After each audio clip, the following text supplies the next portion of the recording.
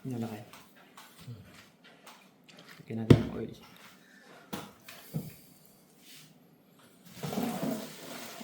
Ito lang pa rin.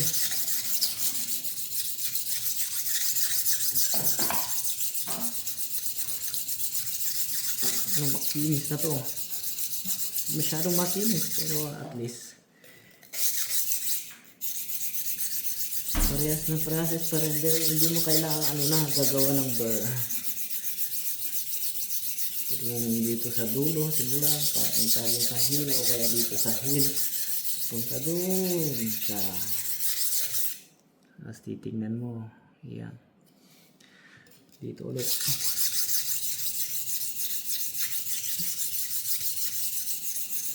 Tansya-tansya lang. Hindi ko kailangan magbilang.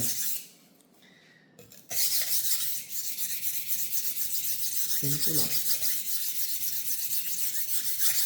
Pwede nyo gawin yung una. Gagawa kayo ng burr, tapos tatanggalin yung burr. Pero kahit hindi na, kasi ano lang naman na.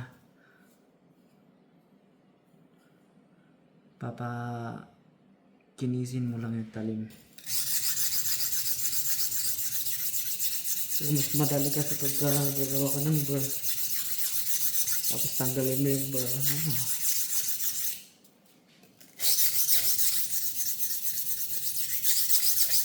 Ito lang magasa. Dali lang naman. Ito muna parang blade na talim. Aba.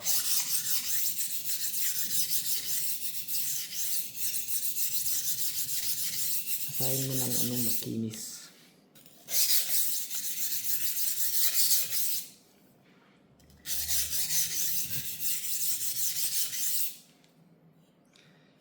Ayan. Pakiramdam natin kung may burr pa dyan. Tapos gano'n natin.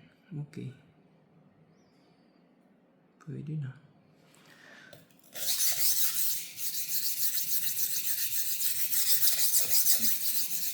Maraming nag-aasa kasi panay ganyan. Nakikita ko kahit sa slaughter, sa planta, parang ganyan lahat. Ganyan na ganyan. Hindi nila alam kung paano, kung matalim na o hindi. Maganda yung ganito. Mabilis.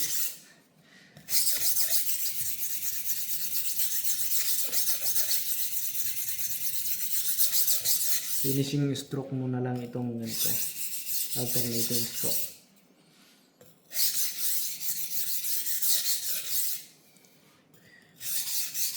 Pagka finishing na yan, light pressure lang yan.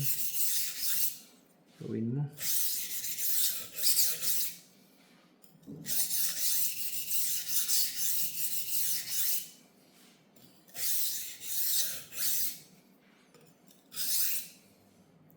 Let's see.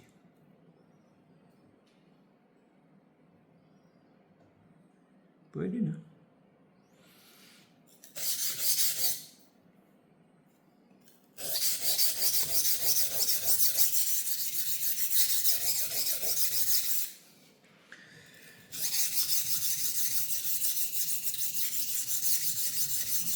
Ito lang mag-asa.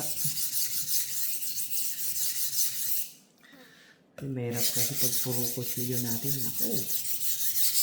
Mamamagang kamay mo. Pagod ka pa. Okay. Let me see. Let me try. Okay. That's it. Now let's move to the fine one. 3,000 grit.